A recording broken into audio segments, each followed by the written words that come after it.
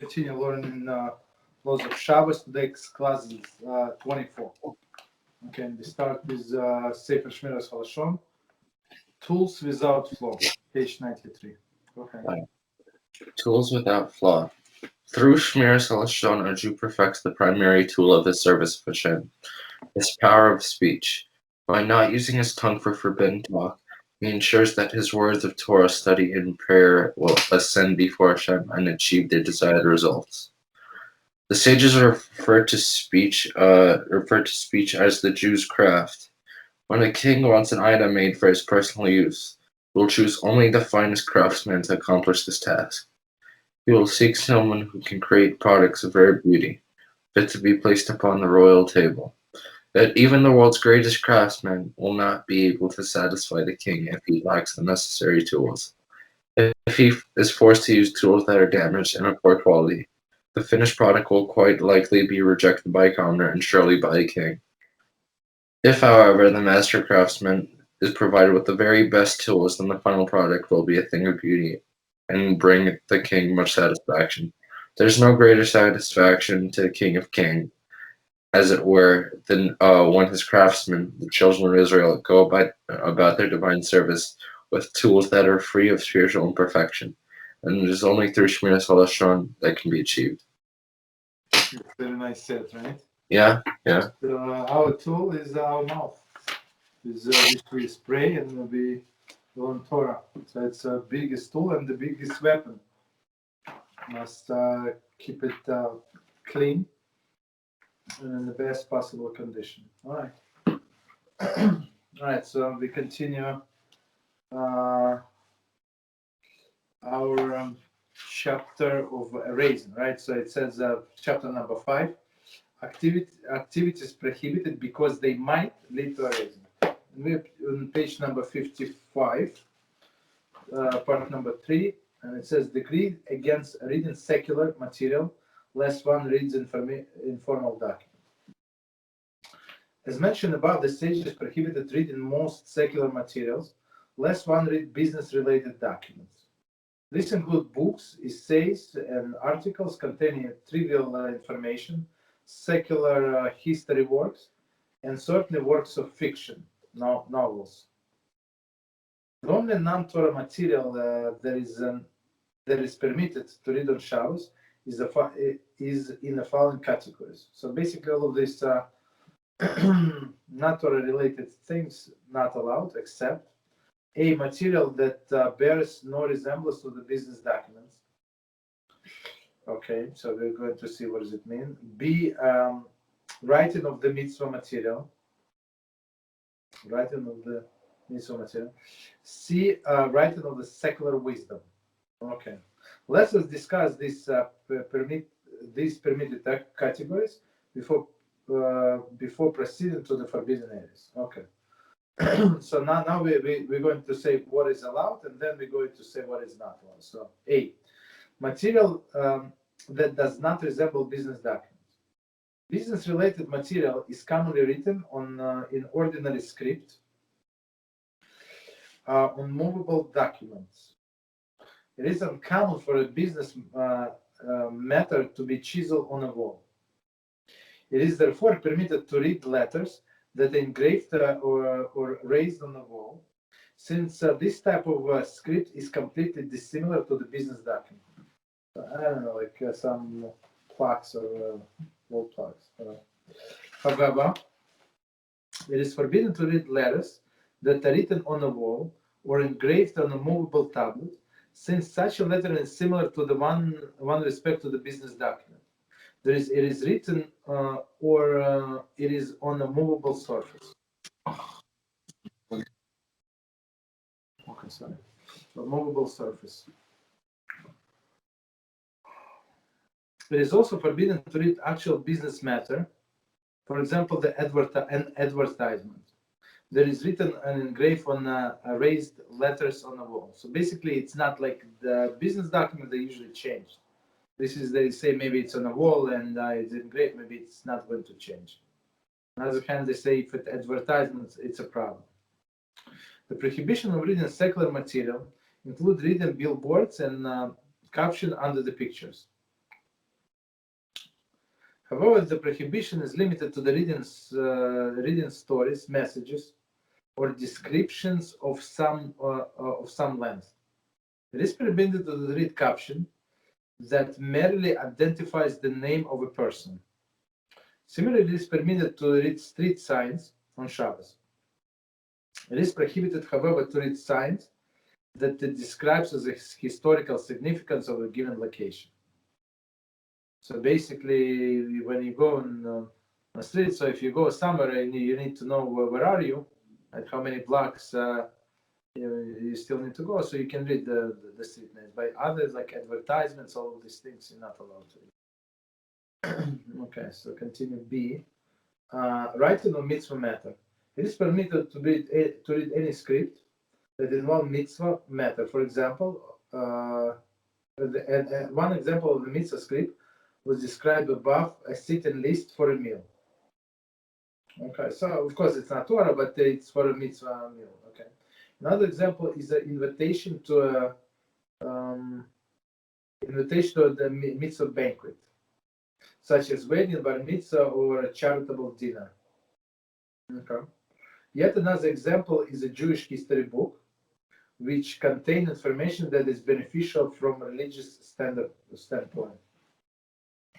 So, yeah, there is some like religious history book. I think I have one, or I gave it away. I don't know. Okay, so basically, it's not adding to your Yirat Shamayim, all of these things. I don't think so, right? But as it's for general knowledge, so maybe you need to know these things. Okay. C. Writing a secular wisdom of secularism. Okay. There is a major dispute among poskim whether it is permitted to study work of secular wisdom, for example, science, mathematics, medicine on Shabbos. So there is a comment, note. History is not considered area of wisdom. Thus, it is categorically forbidden to read secular history works on Shabbos. That's clear, right? So it's not wisdom. But all of the science, mathematics, and medicine, it's part of the creation. Right, so that's under some circumstances we're going to see like they would allow. The custom is to follow the view that which is permitted. However, the authorities write that an individual who fears heaven should refrain from reading such works on Shabbos, which is clear. The holy Shabbos was given on a day of rest to provide us an opportunity to engage in the pursuit of Torah knowledge, as we said many times before. Right? It's not to read the science book. It should not be invested in gaining secular wisdom. Furthermore, it is benefiting the sanctity. It is benefiting the sanctity of the holy day that we spend occupied in holy matters. But of course, I mean, if you have no choice, for example, there is you study in the secular school and they have and you took off this Rosh Hashanah days or this 2 days of holidays, and you need to prepare for the test that is going to be after those days. And that's only time you have. That's you can rely on this leniency. So generally not, but in case of very great need, so you can rely on this leniency and prepare for this test. Okay. D. Other written material. With the exception of material described above, it is forbidden to read all secular material on Shabbos, which is straightforward. As mentioned above, this includes secular history books, books and magazines containing trivial information, and shortly fiction novels. Let us dwell on two subjects that require some clarification: newspapers and letters. Okay.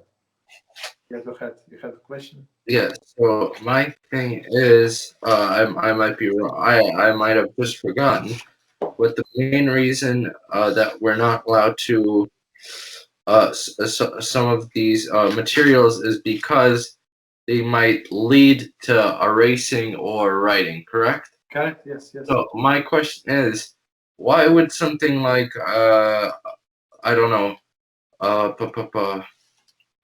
something like, I don't know, a fiction novel, or let's say, looking at a history thing on, the sidewalk. Like, let's say, there's something which says the history of some secular thing on the sidewalk. How would that lead to writing or erasing on Shabbos? Maybe like I just guess. So maybe it's a very interesting place. I never been there. So and looks like on Wednesday from 9 to 11 a.m. it's free. I have to remember. I have to write it down. Wait, I have a question. Can you make the leniency, let's say, about the history thing? Now, hypothetically, let's say if you walk in that area and then you see the same thing all the time, right? If you see, it doesn't have to be a history thing, just any one of those forbidden things. If you see it all the time, you're not likely to write it. So is it allowed on? Maybe this time he's going to write. Maybe all of this, like I give you example. I've been living in New York for many years, and I never been to Statue of Liberty. Uh-huh. So one day I decided, that's enough. I have to go to go to the crown all the way, make an appointment 3 months in advance. Well, it was 3 months in advance, 4 months in advance, special appointment. So okay, how do you know? Many years I ignored it, and 1 year I decided that's it, no more. We have to do it. I mean, like, let's say it's on, like, let's say, you live next to your sidewalk, there's something like, I don't know, let's say a statue, then it says, the date of the statue, then why it was created, or something like that. Now, that would fall under the same category, and you see it all the time. Yeah. Unlike the Statue of Liberty, you never saw it before, so it makes sense, maybe. But for this, you see it all the time. So then, is it still forbidden? You see, as I think that the rationale is, so if we're going to create some kind of exceptions, so this rule is going to be, I don't know, 7 books long. Got it. Got it. And then it would be very hard for people to follow. Got it. But this 1 to 3, so basically science permitted only if needed. History absolutely not. It's not a science, and all other things just don't read. Yeah. Just I mean that's what I do when I walk to shul on regular days. I'll listen to the lectures to Rabbi Reuven. But on Shabbos, so I'm just thinking like that there is a best time for ibadidut, right? Mm-hmm. You just talk to HaShem with your own words. I mean, you have no choice. That's so. Mm-hmm. Why would I read like 50% off of the story if I'm not going to go anyway? So I better talk to HaShem. You understand? So I mean that's the rationale. They did not do the exceptions because why? As we're going to learn further, in some cases our sages allow this exception under this circumstance, that exception under that circumstance, but only if but it was you'll see only because it was a great need, right? It was need for a Shabbos, but all of these things there is no need. There are so many Jewish books, very interesting books, and very useful books. So there is no need for all the nonsenses of the world. Okay, so.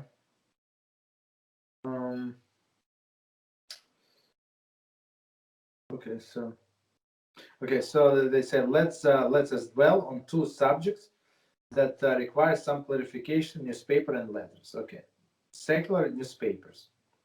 Technically, reading a newspaper should be prohibited due to the degree lest one read documents. However, some poskim of early generation permit the reading of newspapers on Shabbos because newspaper might contain information that's vital to the reader's safety or the protection of his assets. And this is considered matter of mitzvah. So it was, I think, maybe in the previous century. That's what I guess. Current day poskim consider this reasoning invalid in our times, since the vital information usually transmitted electronically, for example, through radio, telephone, or internet. Right? The reading newspaper is rarely essential to the protection of one slice of assets. So basically, In olden days, absolutely. I mean, they didn't have radio. They didn't listen to the radio. So all of this information was in newspapers. But today it's not true. However, some authorities permit the reading of newspapers section that contains information important to such a health section. Okay, so he wants to eat healthy and I don't know, so whatever. So anyway, I mean, it's not proper, but if that's he's going to read this health section or watch TV, so let him basically read this. Okay. Other authorities consider reading the newspaper as an enjoyable experience and therefore permitted for the sake of honor Shabbos, enjoyment of Shabbos. However, this view is rejected by the most authorities. Okay, I mean, and as we said before, like this person, if he reads the newspaper, he does not know the laws of Shabbos. He does know I mean, zero. He knows exactly zero, right? And then he's going to be punished as he for all of the violation, as he is he intentionally did it. Why intentionally? Because he intentionally ignored learning them. You understand? He had time. He cannot say, I was working. No, you were not working. You were reading this newspaper and enjoyed it. Okay, so pay for enjoyment. There is nothing free in this world, and in the world to come, of course. Okay, all poskim agree that one may not read any advertisement on Shabbos. Okay. Some poskim even prohibit reading a section of a newspaper that is essentially permitted. Lest one read the advertisement. Okay. All poskim also agree that one may not read the business newspaper or magazine. For example, Wall Street Journal on Shabbos. Okay, maybe there are stories there, right? Maybe some, but mostly it is politically oriented. Okay, so you see all of the comments. Okay, so continue, page 62. Articles of Torah, Jewish philosophy, or thoughts, or a thought, etc., that are printed in newspapers, magazine, may be read on Shabbos, even though the newspaper magazine also contain material that may not be read, such as advertisements. So in all of this like Jewish newspapers or magazine, there are always advertisements. They have to survive somehow. Somebody have to pay for all of this, of course. But the articles and you can read. But the problem is, I mean, many people just throw this new newspaper into recycling, and you cannot. When there is a Torah thoughts and like parsha and stuff like that, so you have to put it in Gniza. So at least these pages, not the whole newspaper, but the pages for sure.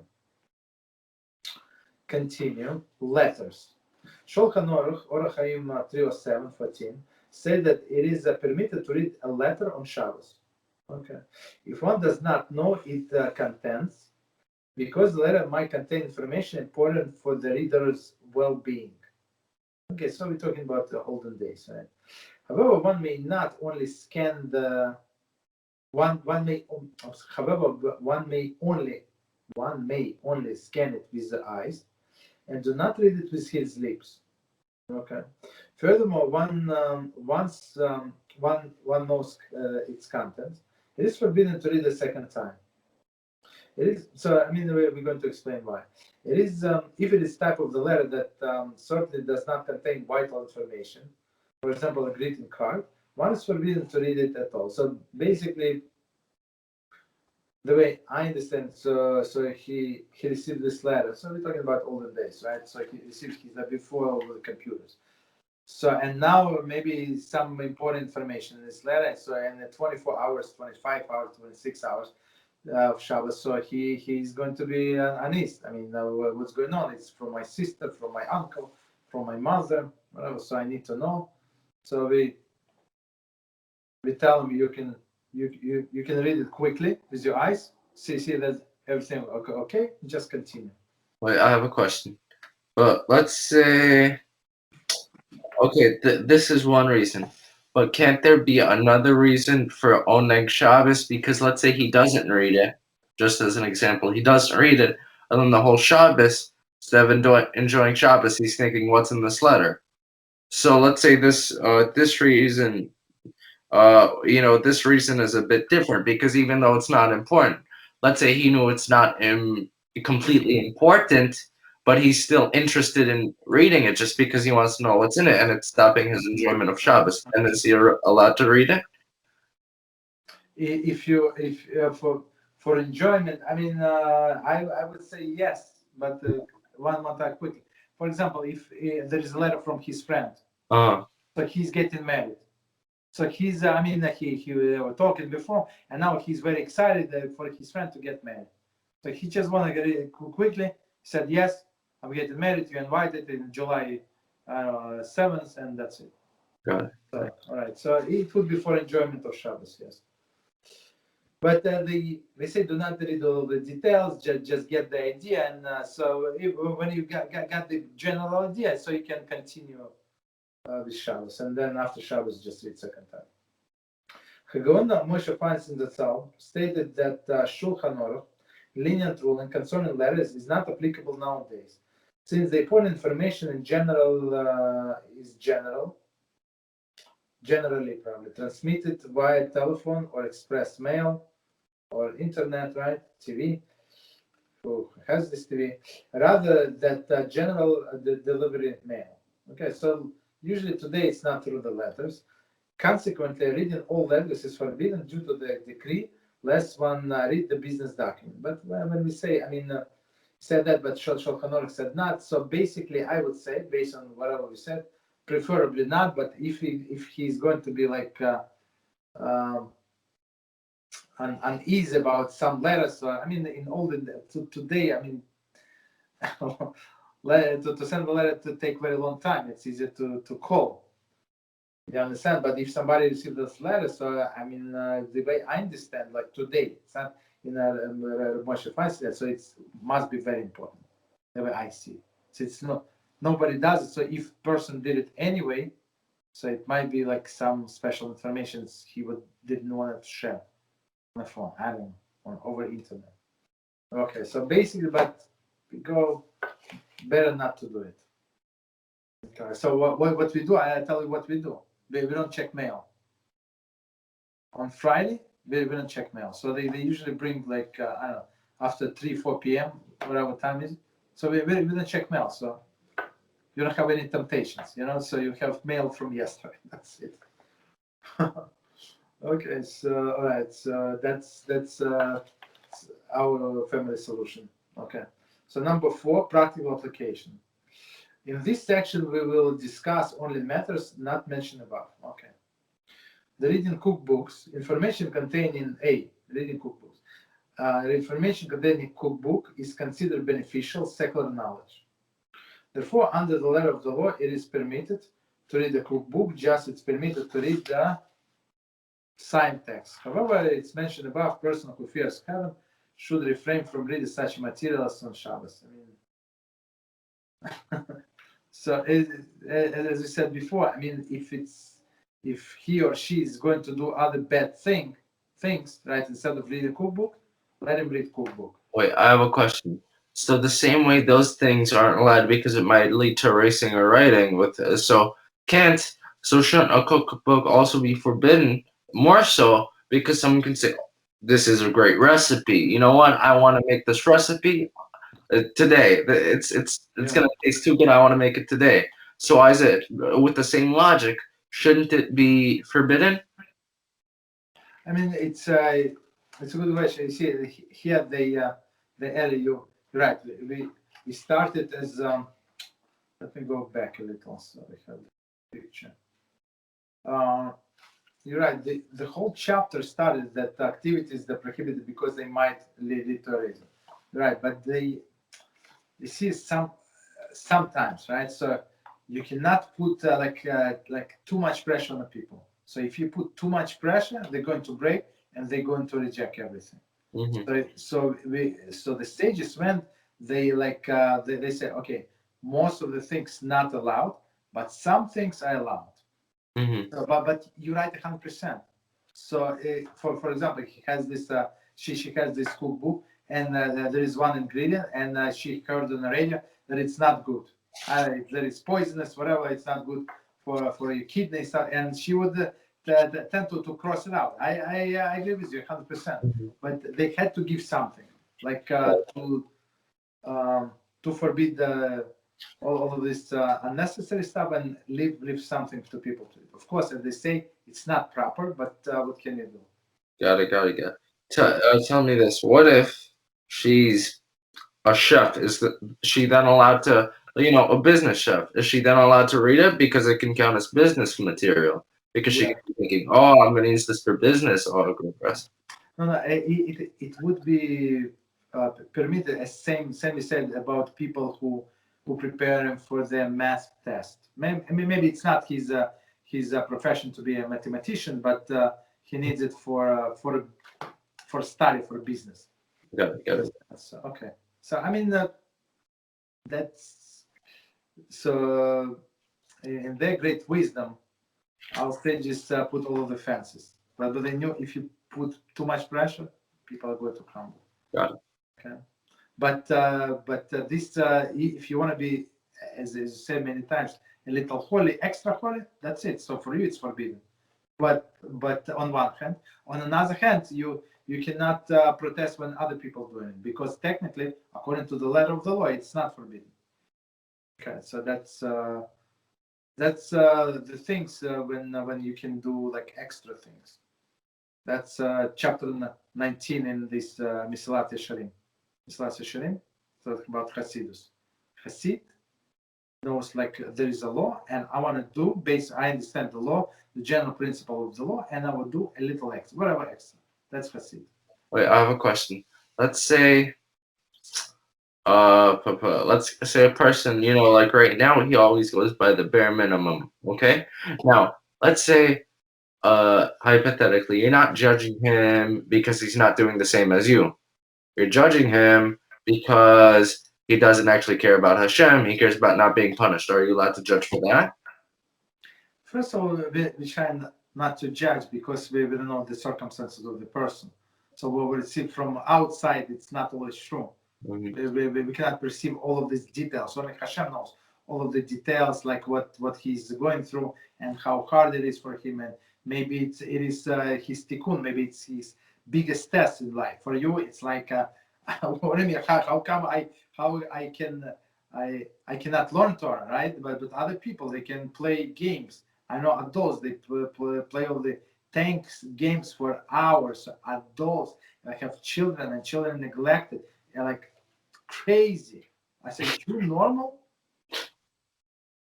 You're 50 years old. You play games like this 13 years old. You normal? And people say, yes, it is addictive. I cannot stop. You understand? They neglect in 50, 40 years old. They neglect their families. Unbelievable. So, okay. All right. So basically, why did I say that? So everybody have that test. So we try not to judge. So we try to encourage them, to help them to overcome this test.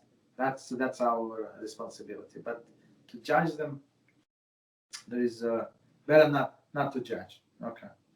Wait. One thing about you. So let's say now that's about one test, but also I think it was in this parsha. It's either in this parsha or it's in the last parsha. I think it's in the last parsha because where it says now that's for one test. Okay, he might be doing the bare minimum for that thing, but let's say the same way HaShem, if he sees someone sinning 6 or 7 times, if he sins the 8th time, he's not gonna make an excuse for him. He's not gonna give him the same judgment. He's gonna be stricter. So also, if he's doing the bare minimum all the time, it's much harder for you to say, "Oh, this is just a test," but he's actually doing it on purpose. What about that?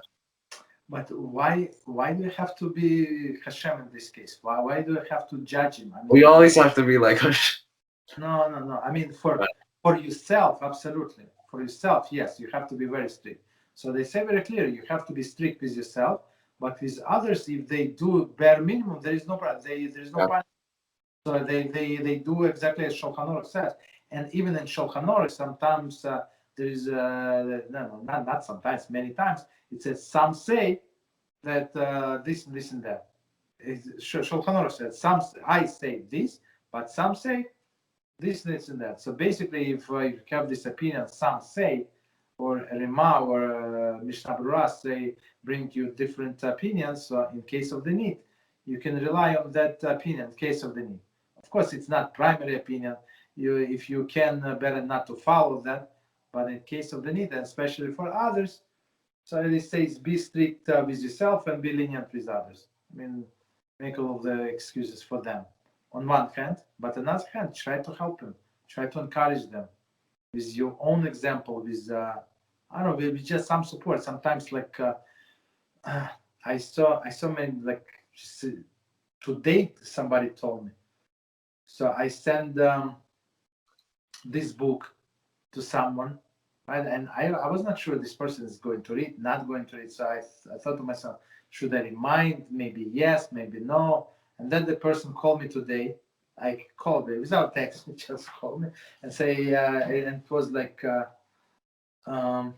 maybe I said maybe 2 weeks ago. So a person said, thank you very much for that book, and it's very important to me and stuff like that. Thank you that you care. And other people, maybe they also had this link and I was sending this and that. It's unbelievable.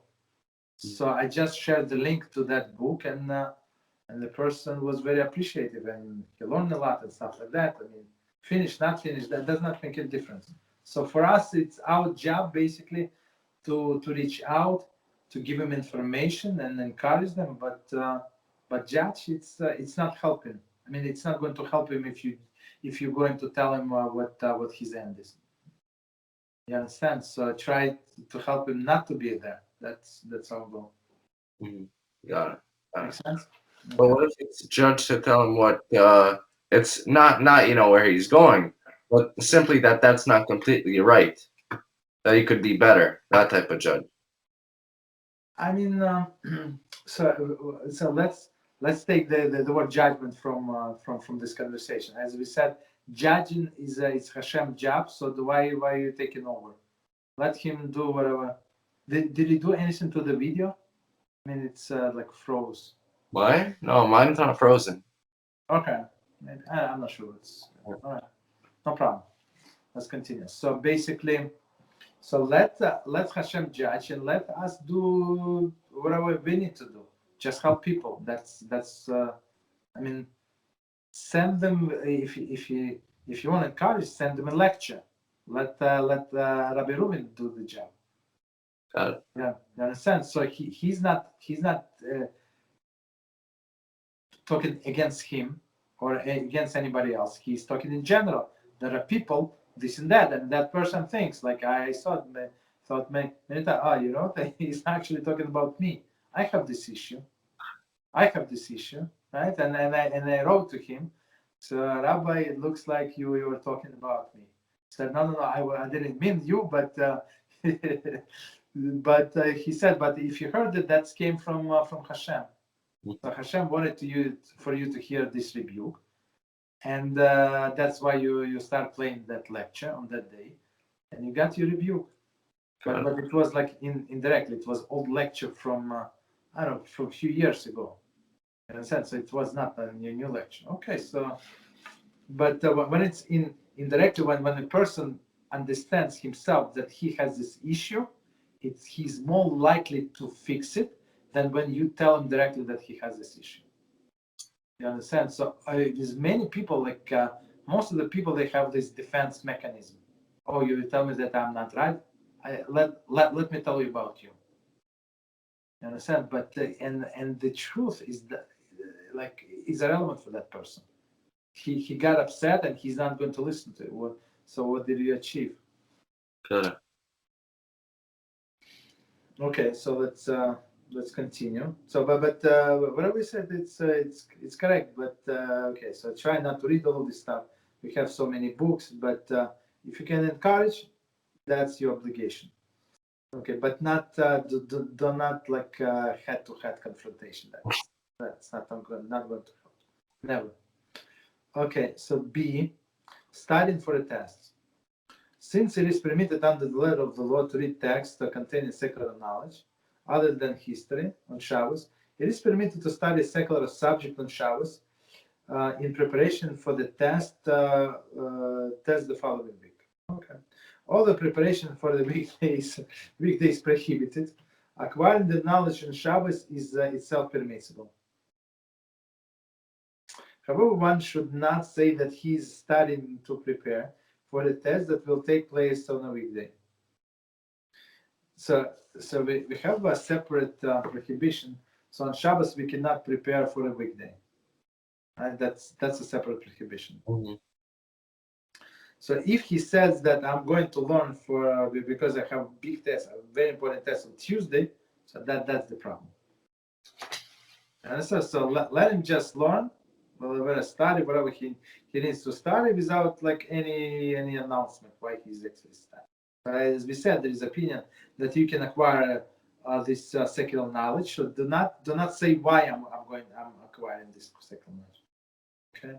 As mentioned previously, individual who fears HaShem should refrain from reading these texts on Shabbos. But in today's world, I mean, when these people trying to work and study and studying the secular things and for a job, and then study Torah and family and this and that. So many times it's not possible not to study on Shabbos because or holidays. I mean, it's hard. So. Okay, so if a person need that's what he needs, so do not rebuke him. Let him do. Certainly, it is permitted to study Torah on Shabbos in preparation for Judaic test. Yeah, that's of course. However, this is too. One should not say they study prepare for a weekday. So basically, he learns Torah. There is no problem. Yes, but to say that it's for a weekday, so. Wait, I have a question for you about B for studying for tests. So let's just say for some reason the teacher says, that there are two copies of a certain book, Torah book, right? Yeah. One is blue, one is green. Okay? And the teacher says you have to do this test from the blue one or you're getting an F. Okay? We'll just say it this way. And this you have to study for this test from the blue book. Yes, okay. Okay. Now, so this person, he on Shabbos, he has the choice blue or green. Now, the only difference is the color and the teacher. So now, because he chose the blue book, the only reason he chose the blue book is to prepare for the weekday. So are you allowed in that circumstance or not? Because the knowledge is the same. The knowledge you're getting is the same. The only difference is the preparation that happens because of the teacher for the weekday that comes. I see. So as they explain here, so if you don't announce, if you don't say out loud that you're preparing for the test on a weekday, it is allowed. Got it. So you just learn math. Maybe so as we say, it's not proper, better not to do it, but he cannot study Torah. He learned Torah 1 hour and he reached his maximum potential. Okay, that's it. I mean, we know he's not going. So instead of him going to play basketball and he said, I'm interested also in geometry. So let him read geometry. Let him study all this formula. Wait, I have a question. So here it says. You understand? So it's not prepared like for general knowledge. He wants to show off. Let's say. Okay, go ahead. Yeah. So over here, back to the blue book, green book. Now it says say. So the thing that I can see from this is that if he says I'm preparing for Wednesday, it could be Hilul HaShem because he's he's preparing. Yes. But that's because of other people. But actually, let's say let's say HaShem, does it make a difference if he says it or he thinks it? Like let's say he's in a room by himself. Then what's the case? No, it's not. You see, it's your intention is everything. Why are you doing that? Yeah. So if your pure intention just to learn it and to know it, and if you need it for a Tuesday test, okay. If not, so in general I'm going to know this material. Right. So, but do not consider. So your intention, for example, I give you this example. So I think this would be a good example. So you know that we have water filters. So like under the sink, have water filter. Right. So you have, okay. So let's say if person would only drink this water through the filter, tap water he's not going to drink. You may shoot him, he's not going to drink. He's so disgusted. Right. So for him, this filter, right, it's removes all of the impurity, and it is the only reason, the only way he's going to drink this water. So for this guy, this water, this using of the filter is prohibited. For me, I'm not that particular. I can drink tap water. I can drink filter water. Of course, I prefer filter water. But if filter is off or whatever, it needs to be changed. So I'm going to drink the tap water. There is no problem. Well, I thought I'm allowed. 1 second. So let me finish. So I'm allowed to drink this filter water. Because my intention, I can drink this and that, but for him, it's not allowed. He is not allowed to drink the filtered water. Right. Because it's the only. So our intention is different, right? But and the result is the same. For him, absolutely forbidden. For me, absolutely permitted. Go ahead. So a little bit off track. Tap water. Is it not? I thought it's not kosher because the sewer system there might be bugs or insects or whatever through there. So okay, so that's a good question. So basically, they say so all of these bugs that you cannot see with your naked eye, they're not considered the big bugs.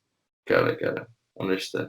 Basically, but of course, it is preferable for a health reason. You're right 100%, but basically there is no problem. Understood. Okay, so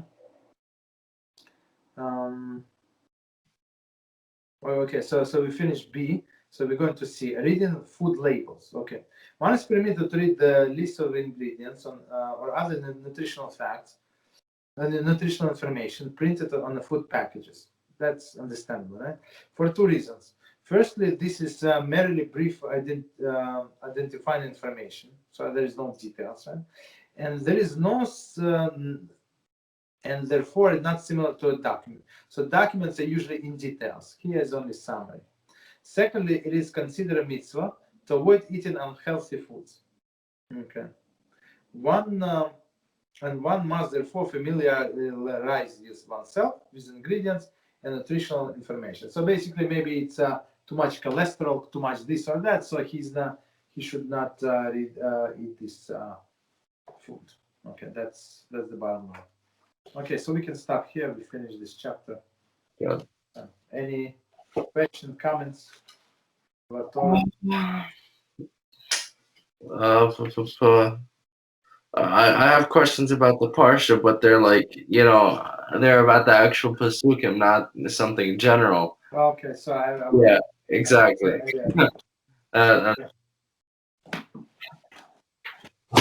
All right. So good night then until tomorrow. Yes, till tomorrow. Thank you. Thank you. Bye-bye.